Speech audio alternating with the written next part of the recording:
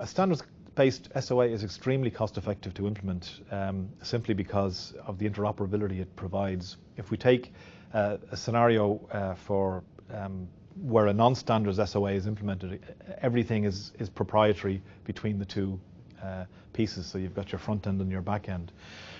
What this means is that everything has to be written in a proprietary fashion. So you get requirements to code on the client side and on the server side.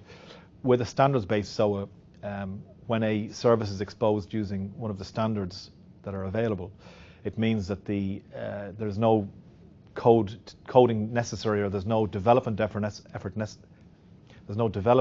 required on the client side or the GUI development side in a lot of cases. So this saves money initially as well. But it also means that by using the standards, it means that you can connect to these services from multiple technologies, from multiple technologies like Java, .NET, C#, whatever language you want. You can have multiple using the same service. If you implemented a non-standards based service, that would not be possible. You can access these services from technologies like Excel, from Word, from a basic editor if you wanted to pull the data in or to get the results of the service. With a non-standards based SOA, that's not possible. So there's huge benefits in terms of reuse and reuse of the service, but also the flexibility it provides you to choose the best front-end technology for what you're trying to do for your business. So you can focus on the business requirement, not on the technology. As the IT guys just have to implement one service, they don't care. Once it's standards based, you can use it whatever way you want.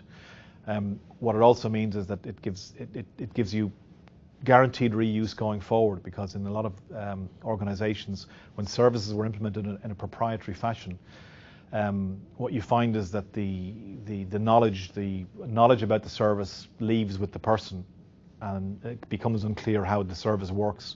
So what happens is people start re-implementing services again and again and again that are similar to existing services because they're not clear on what the original service does.